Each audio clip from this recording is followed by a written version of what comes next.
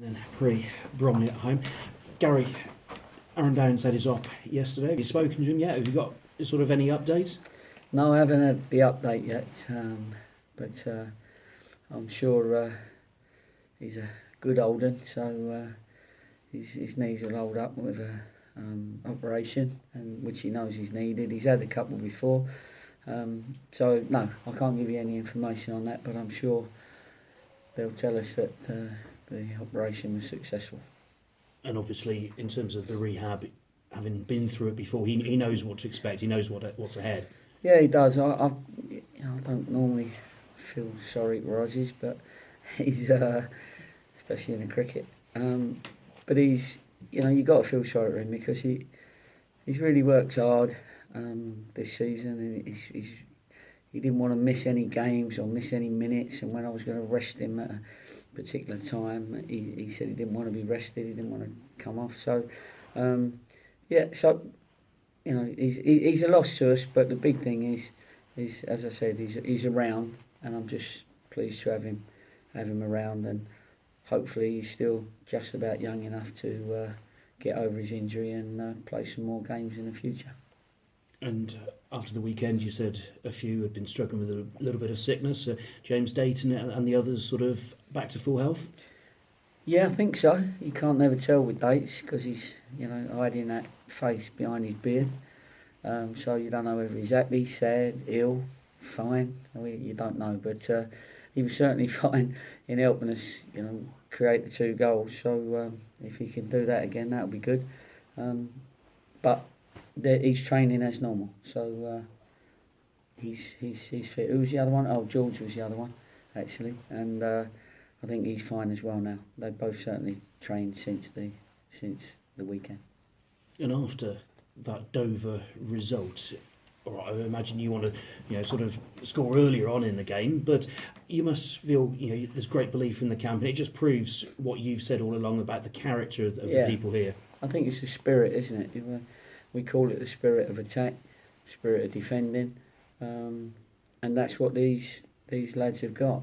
Obviously, as you lose people and you start bringing new people in, they have to learn very quickly the spirit of the group, and that they do have to throw themselves in front of something and take the ball in the face sometimes, take the ball in the mid-drift, wherever you got to take it, you have to do it for the team, and hopefully any new lads that come in or lads that haven't been playing regular that may come in have got that spirit naturally, because they wouldn't have had as many games in that attitude, if you like. So training becomes very important because I have to make sure they train like they play. And presumably for the first team regulars, this is a full week of training because obviously not involved in the trophy midweek. Yeah, no, that's good. When you get a full week, you can work on bits and pieces, and the weather looks nice this morning as we speak, so we'll get a good session in this morning. We'll probably do a bit of 11v11, so I can have a look at the side I might play on Saturday just to see whether it looks right. So it's a good morning to be prepared for and preparing for Saturday. And do you expect Cameron Burgess to be ready if you decide to pick him? Yeah, he's ready. He's definitely ready.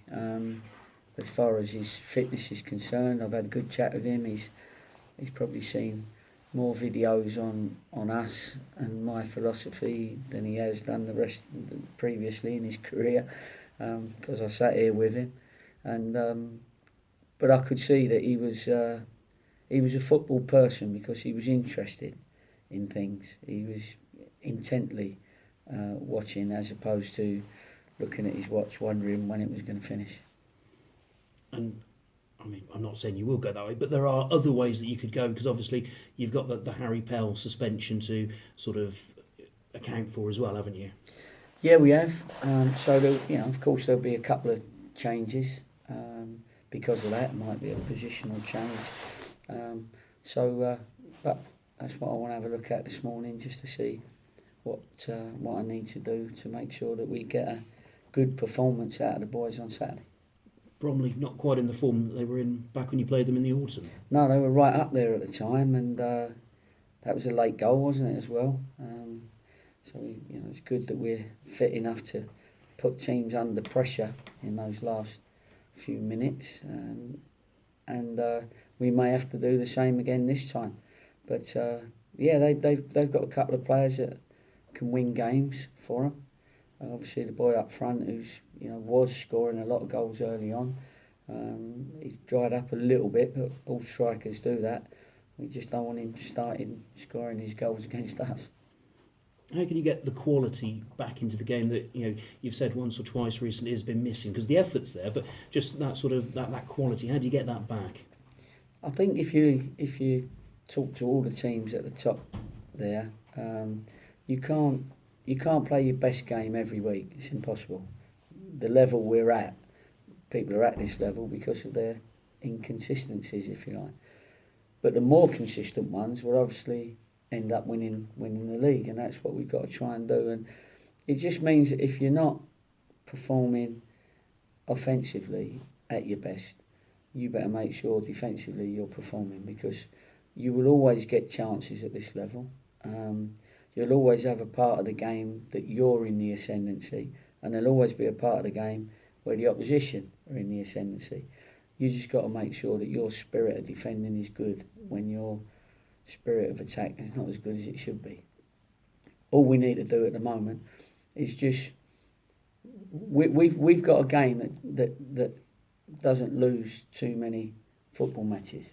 I looked up there because we had a meeting the other day, and maybe the cameras will show that in a minute. And because the lads were a bit sort of knocked down, they were really pleased with the result, but not necessarily the performance. And I spoke to them about our game is not losing any games, and that sequence of W's and D's up there, I wanted to show them, because that's since the last game we lost. And if you'd have put that up after the Tranmere game, everybody would have been very, very happy with that. Now what we got is one or two teams that have got similar W's and D's, and of course that's how it's going to be. No one's going to win the league in the end of January, so we've got to hang on in there, keep improving, keep trying to improve the squad where we can, and then make sure we're up there competing when it gets down to the last 5 or 6 games, because that's when it really does get serious. Thank you, good luck. No problem. See, this is the 30th game and ends that next 10-game chunk, and if you win, it's 26 points, which is well ahead of what you were after. It is, exactly. It's ahead of schedule. We all want the perfect game where you've absolutely trounced the team for possession and goals and shots, and that don't happen. That don't happen anywhere actually, in any league. But while you're at the top there, the supporters are happy with results at the moment, because actually, if you're not putting 10 passes together and ending up with a 1-2 and an overhead kick or something to score a goal, then sometimes you can be happy with the effort. And I'm really pleased that our supporters are football people. You've had your ups and downs over the years and that, and they know when a team's giving it their all. And the good thing is, I know they know, and that's good, because that's what we're doing, and we're all giving our all at the moment, and that's why we are where we are, and in a position that nobody really would have expected us to, given all the changes that we had to make. But I'm so confident in this group of lads that they so much want to do it. What they want to do, what we're trying to do, and that's get promoted. Do you feel and do the squad feel that you're sort of getting to the stage where it's beginning to be the run-in now, with sort of 17, 16 games to go? Yeah, it's not quite the run-in. You got to be careful that you don't not peak too early, because obviously the earlier you peak, the better, sort of thing. But if it's going to go a little bit like that for a minute. You just got to make sure you're up there, and you got to make sure that every game you go out to win. And every 3 points is massive. Whether the opposition get 3 points as well or not, you're picking up the 3 points. Someone's dropping them. I mean, when you look at, with all due respect, Wrexham's, Lincoln's, Chester's even, there was a period of time, Bromley's, Braintrees, they were all up there at one point, and gradually they've sort of dropped away from what you would call automatic promotion. They've all probably still got outside chances of the playoffs. Gateshead, another team. These are all teams we played, Woking, that were all in the top 6 at the time when we played them. So, but we've hung on in there, and we've managed to stay pretty consistent in our results, and that's good. So it's really when you get down to the last 5 or 6 games that becomes the real squeaky bum time. You're allowed to say that? Yeah.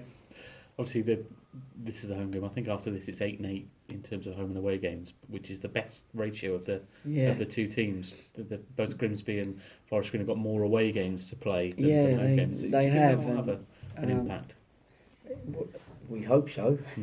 Although both those teams are good enough to win away games, it's not always the home team that wins the games if you've got a good away team that are doing well. But teams like Grimsby have also, I think, they got 9 games in 27, 28 days as well, which is why it's important that we get our games in, because some of these teams as well, I'm thinking of Woking, Gateshead, they're still in the trophy. I don't know, obviously they're playing us on the trophy day, so there's 2 games if those 2 get through. So we'll have to manage that when we get there, but at the moment we've got to get all our games on and all our games played, and get there normally, as opposed to suddenly having 3 games a week in the last 4 weeks.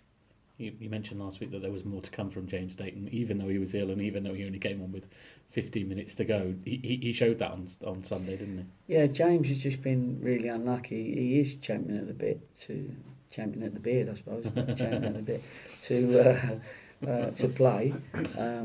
But he's always, he's the unluckiest bloke in the world. He gets near the first team, then he plays and does his hamstring, and then he's ill.